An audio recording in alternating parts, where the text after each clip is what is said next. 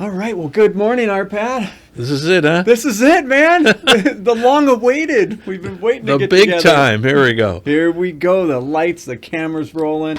We're going to have a good time. And I'm just grateful that I know you're busy and you made some time to join our podcast today. And by way of formal introduction, Arpad Petrass and OC Real Estate Visuals. And that real estate's going to be key because we're going to talk about your business. And the whole purpose of why we do our podcast here is to showcase your business, to see why people should work with you over other photographers, other folks that may do similar work. But what sets you apart? What are things that nuggets that we can pull out of this podcast and we can refer people and say, you're right, Arpad is the best. He's great. Well, thanks, John. I appreciate that. You are so welcome. So, both of us also are fellow members in our local Chamber of Commerce in Mission Viejo. So we'll talk a little bit about that as well. But I think first, we just want to get to know you a little bit better. I understand you weren't born here in the U.S.? No, I was born in Budapest, and my family left Hungary during the Hungarian Revolution in '56. They decided that since the Russians were coming in and they wanted to protect my sister, who was older. She was like 13 or 14 then, so they wanted to find her a safe place. So we spent a year in a refugee camp and then came to the United States. My first memory, because I didn't remember anything up until then, because I was a little kid. Sure. It was the airplane ride. They weren't pressurized. The planes weren't pressurized. So if you went to the bathroom, there was a hole. I know this sounds bizarre, but there was a hole. As a kid, I go, what the? I scared me. I'm never coming back. I go. So, and then we went down, some strangers picked us up. Nobody knew English, so some strangers picked us up. They didn't know Hungarian. And we're going down this tunnel, and it's whoosh, whoosh, whoosh, whoosh. It's a Lincoln Tunnel, or Holland Tunnel. Oh, I remember that tunnel. Okay, and, so as a kid, you just kind of remember all these things. So you came into New York. That was your first introduction to the United States. Yeah. And my great aunt brought us over after we got out of the refugee camp. And I grew up in New Jersey, and then in the 70s, my friend Bruce and I decided to go on a road trip to California. We hit the road. We took a wrong turn in Denver. I swear to God. And we wound up in Southern California. And then we wound up in San Diego. And I've been here ever since. Wow. Well, I know it's a difficult time during your life, especially as a young person. And we didn't talk about this in advance, but the refugee camp, what is that like? What was it like? Do you remember much of it? I can't remember that. I remember my mother telling me my dad almost died from something, yellow jaundice, being in the camp, and she had to sell her silver or gold jewelry to buy stuff. That's all I remember. Like I said, my memory starts getting on the airplane. Yeah, gotcha. Almost getting sucked down that hole, yeah. What a terrible story to tell people. Even still today, it's traumatizing to have to get up and go use that tiny little bathroom over there. You don't even want to push that button for fear that, you're not going to get sucked in, that's for sure.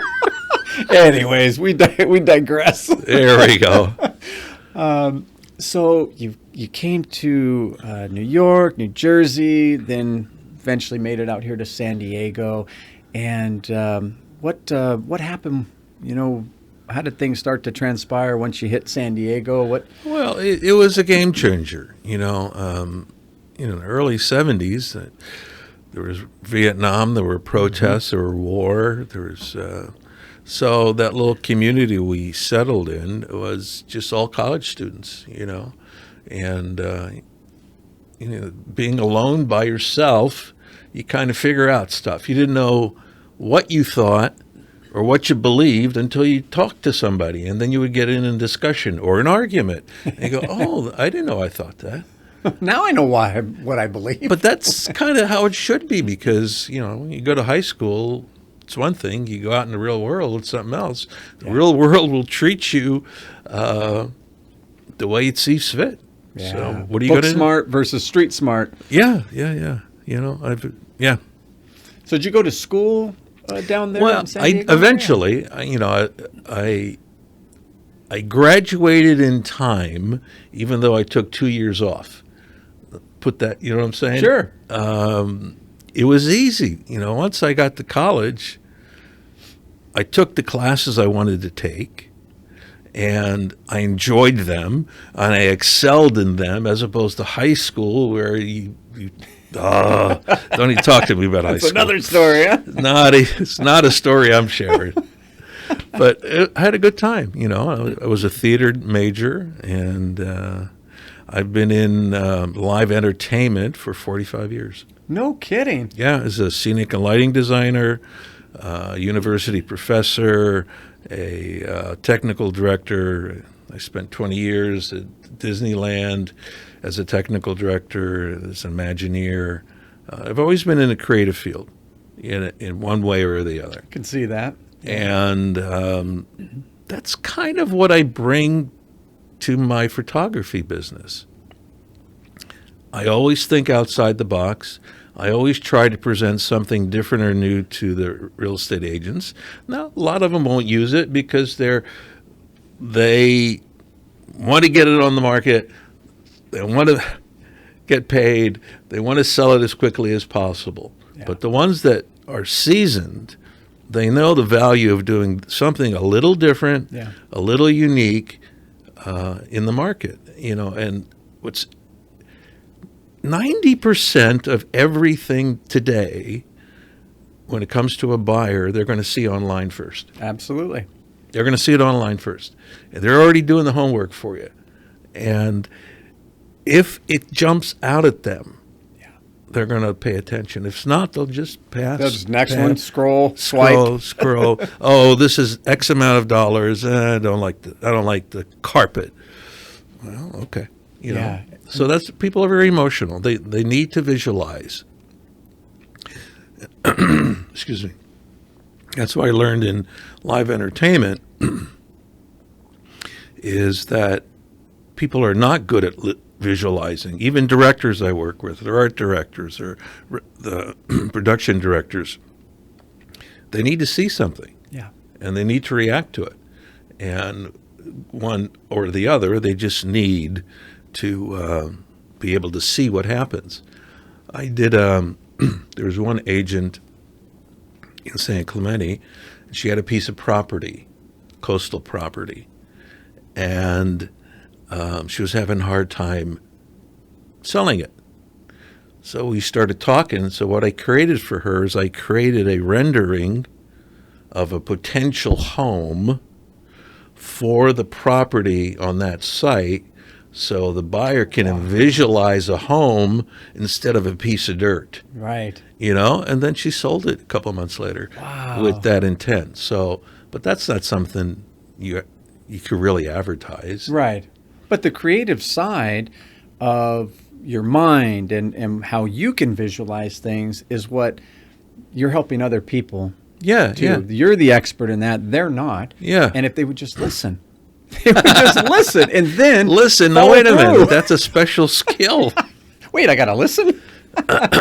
So you created your business. Now, I noticed in the title, you could have just said OC Visuals, but you said OC Real Estate. Why did you decide to kind of hone in on real estate? I know you do other photography as well. Well, that's a good question. Maybe I should have two names, which I've discovered. I retired from Disneyland after 20 years. And I had no intention of doing another business. And I've had businesses in the past.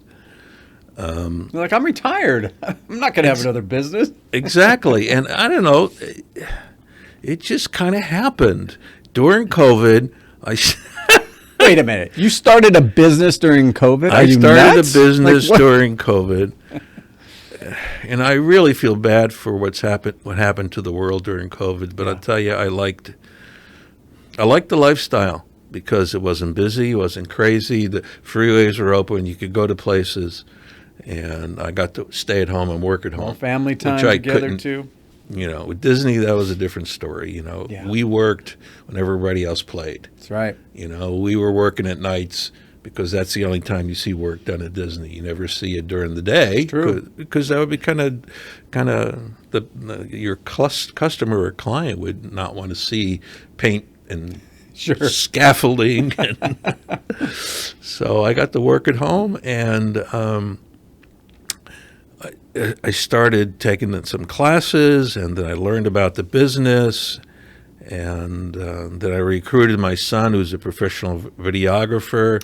So he does all the video and that kind of stuff. He's very good at what he does. The editing and all that Oh stuff, too. my Yeah. God, yeah. He used to, well, no, he still does actually. Microsoft bought Activision, which is the Call of Duty product. Oh, yeah. So, yeah, we're always learning, and I love to learn. I love to push the envelope to find out what else is out there and what I can do. And the same thing goes for my fine art photography. I'm always pushing the envelope. I know I could take a good picture,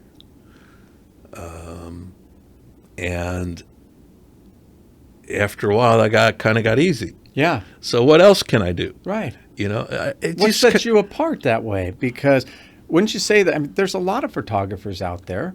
There's people that can take good pictures. They have a decent eye. But that wasn't good enough for you. You were like, wait a minute. What sets me apart that, and it's something that I'll enjoy doing too, right? I mean, Yeah, I mean, what they used to call it, unique selling proposition. Yeah. And what I learned from years ago is you want to sell the sizzle, not the steak. Yeah. So how does Absolutely. the photography, how does the image, how does the home make you feel? Okay? And you base all your marketing on the feeling level, and that's how people relax. Yeah. That home will make me feel relaxed. That home will make me feel really rich compared to my neighbors. Yeah. That'll give me peace of mind. Whatever that is, All right. try to connect the story to the artwork, to the visual, to what you're doing, and all the things I do. People buy from the heart. People buy from the heart, not necessarily from the head, but it's what they see that comes down to here. Like you said, it's that feeling. How is this going to make me feel? And so I resonate with that. And the same thing goes for all the people that you work with. I mean, if it's a financial transaction of real estate, you have to be part of a team. Yeah. And the 1 to 5%ers, they all have a team. Absolutely. They all have a team, and eventually they find somebody they like, and they resonate with that person, and then they tend not to deviate. Those are the harder ones for me to get to do business with, because they may have a team that's been together for 10, 15 years. Right. The newer agents, the ones that do 1 or 2 or 3 properties a year, they're always reinventing the wheel, and then they keep on calling me. A lot of people will call me for that. Sure. Because once they have me, they're hooked for Right. life. They're hooked for life, because I'll do more than whatever my pricing is. I'll do a little extra. Right. I'll give them more photos, or I'll create some, something that's not included in the price. Sounds like what you're telling me is your pricing is this, but your service and your client experience, just, it's not just about the pricing. And it's in our business too, with the loan stuff, we tell people, they're like, well, what's your rate? I'm like, well, let's see what you qualify first for. But, the bank's offering me this. I says, but can they close you within 30 days, maybe 14 to 17 days? Yeah. Oh, no, it's going to be... Well, that's a service thing that we do different and better. So I can see what you're Yeah, talking you about. know, and I'm guilty of that too. If I just want a price, I just want a price. Right. You know, and but I think there's so many people that have inquiries, and that's as far as it goes. Yeah. You know, Right. and that's as far as it goes. You know, I used to do some other network marketing where, you know, there's services out there where you hire a this or a that, and it always came down to price for that group. Yeah. They just wanted the bottom line. It didn't matter who I was, and that's why I like network marketing. I mean, that's why I joined the chamber.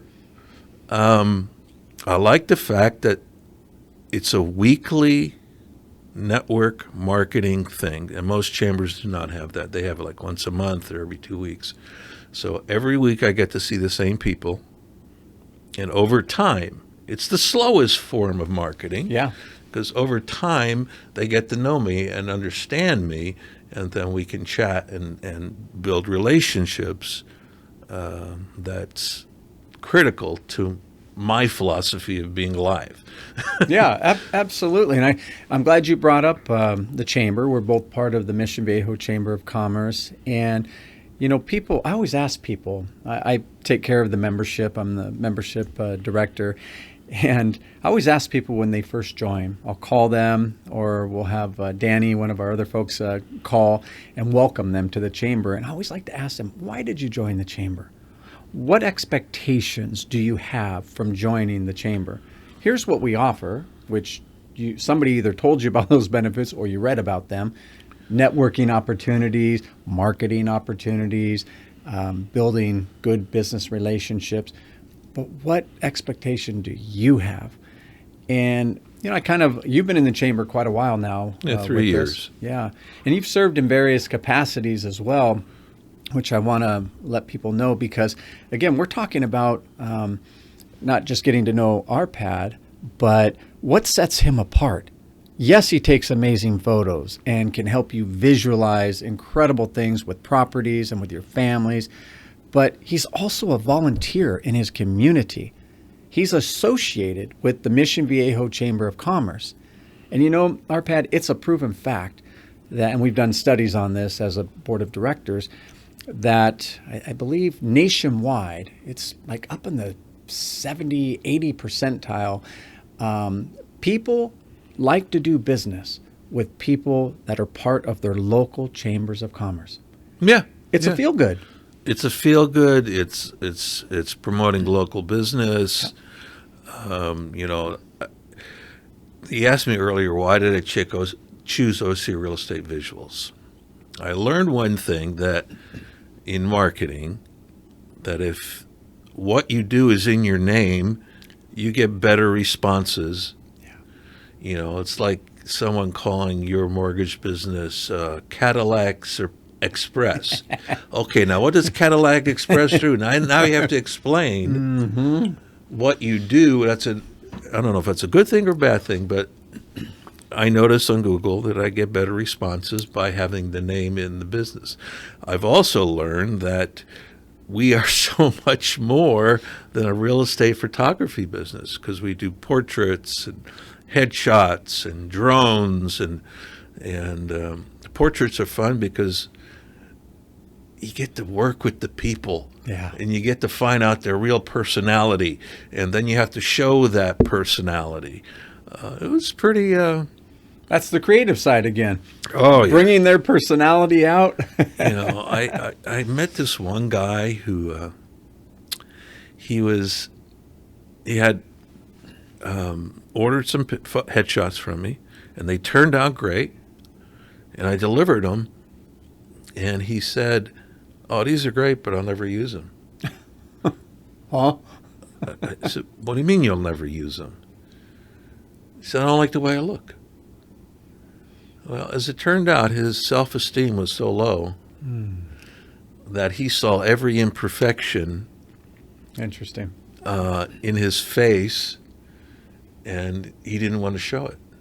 Wow. You know, and we are oblivious to that but that's what people do when they have portrait and headshot photography.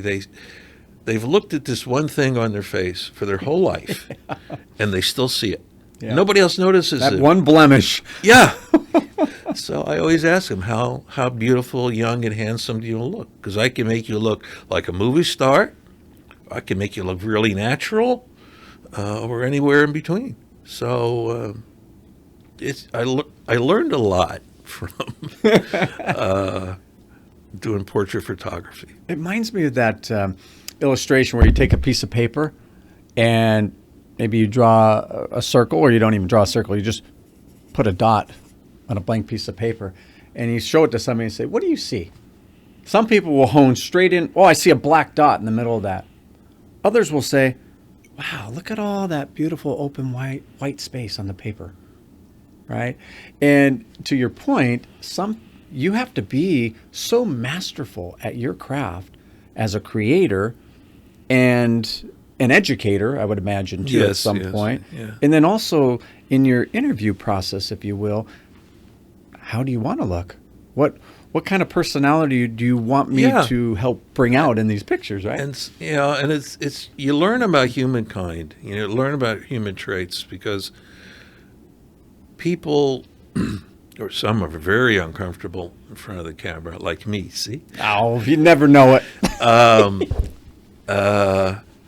And they're very stiff, and your job is to unstiffen them, to loosen them up, to make them laugh, to make them comfortable, because it shows in a photo. If a person is very stiff, then their hands will, white knuckle, something like this, and it shows up in the photo. Sure. So we try to avoid that as much as possible and try to feel them good. I love hearing that. Now, you started your business during the pandemic, which most people would say he's nuts. Wow, okay. But, that pandemic affected a lot of people financially. Some people that you and I both know lost their restaurants, lost their businesses. And it was just a really challenging time. And these last four-ish years, you talk to most people, it's been a challenge. What have you done to stay successful, starting a business in the pandemic? But since then, what are some things that you've done to stay successful? Well, I've lowered my costs and my expenses by working at home. I didn't need to have an office. I didn't, I converted my house into a studio, and I sought out network marketing opportunities during that time, that one-on-one with people. And ironically, I joined one. As it turns out, they were the same, like maybe 10 of them were the same group of people when I joined La Tip of Mission Viejo, which we had 100 members, which is huge. That's a big group. 100 members every week, networking and connecting. So I had a sales force of 100 people.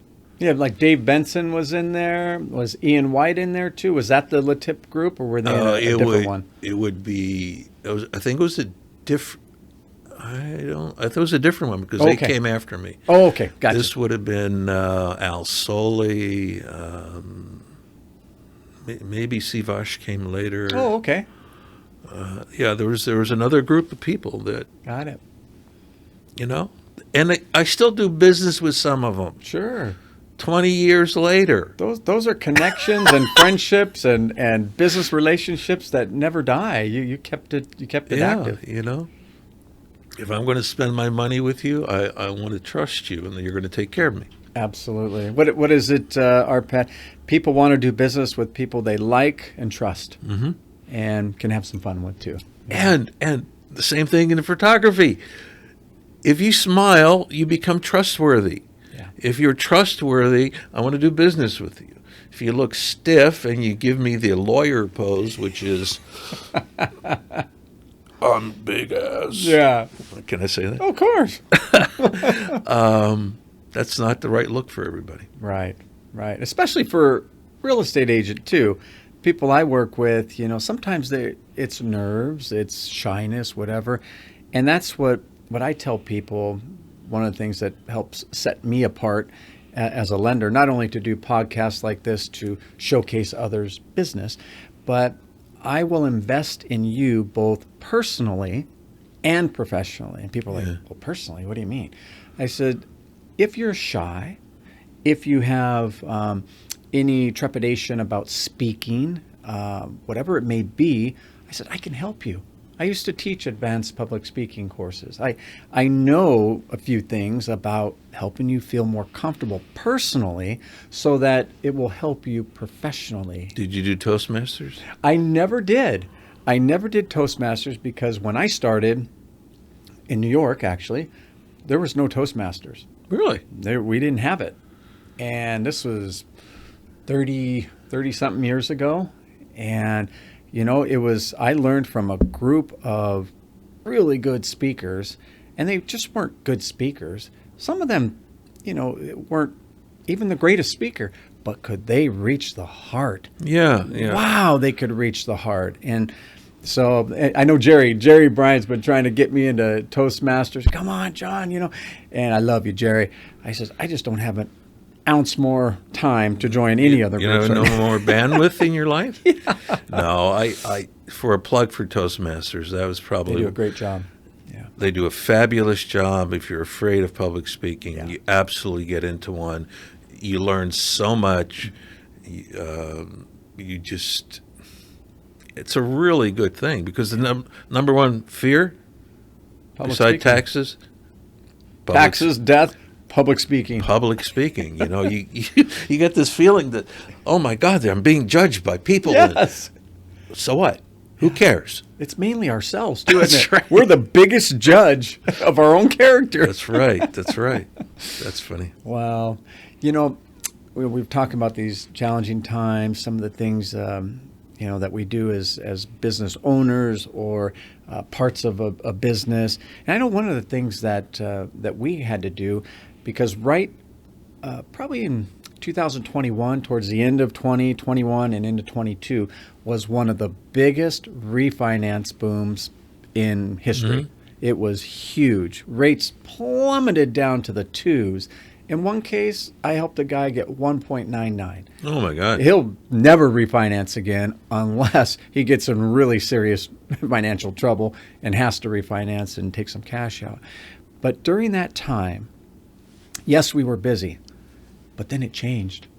And thankfully, not our group, but I know other colleagues of mine, they forgot about their realtor partners during that time. They were too busy doing refinances. And they stopped marketing. They stopped reaching out and checking on their realtors' needs. And that was a huge mistake because once the rates went this way quickly, the real estate market started to slow. Applications were slowing down. And thankfully, we still had our realtor connections. So it's like, all right, realize things are slow. Let's start marketing together. Yeah. Let's get out to the doors. Let's get out to the networking groups together. So we pivoted. We made some adjustments. I like to call them power partners. Yeah. Who's your power partner? Someone that you can trust, that you can refer to, that you feel confident with. Those are good relationships because it's a lot less effort to be with someone you like. You're right. That's true. So, yeah. That's very true. Who's your best power partner? So that's why I'm, real estate agents, of course, because that's what I like to do. But the busier they are, the busier I am. Right. Lenders, because that's part of the market. Yeah. And they know a lot of real estate agents, so that's helpful. Who else I ran? I ran into a couple cleaners and gardeners and people like that.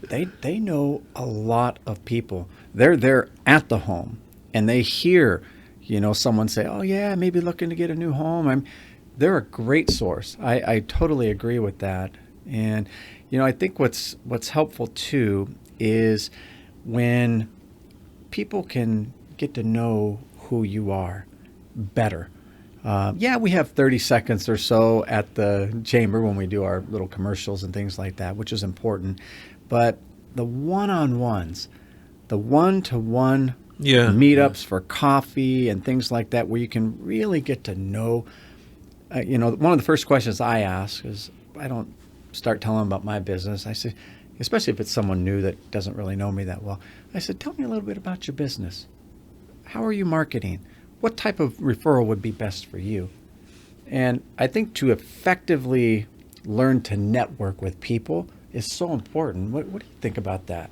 Well, that's why I like about the chamber is that because it's only 30 seconds, you have to constantly refine what your message is. Mm-hmm. Because in the beginning I would kind of ramble because I like to do a lot of things. Ding! and some people have gotten so good at their message, you hear it all the time. It's repetitive in a good way because you remember it for them. Right. So you could give it for them. Yeah. Finish their sentence. Exactly. So narrowing down what you do, why you do it in a quick, concise manner, and not confuse your potential buyer, I think is really important. That is. We only have, on the average, a few seconds, really, to capture someone's attention. And that 30 seconds, like our elevator speech, you're going up an elevator, someone's getting off, you have seconds to capture someone's interest or perhaps set up something. Hey, here's a card. Let's talk later. I'd love to learn more about your business, how I can send you referrals. It becomes a skill, an art to do that. It sure does. And I got to get a joke in there, a photography joke in my 30 seconds. So it's a challenge, John. It's a challenge. It is. Well, one of the final questions I like to ask in our podcast is... not my Arpad cast. Oh, I like that. That just might, write that down. Our cast is, for other small business owners like ourselves, where I consider us to be small business owners. We talked about challenging financial times, things that set us apart, all of that. But what advice would you offer to other small business owners to be able to stay successful throughout 2025 and beyond? That is a good, challenging question. What I've learned is that if you're a small business owner, you're probably an entrepreneur or a soulpreneur. Yeah. And that's in your blood.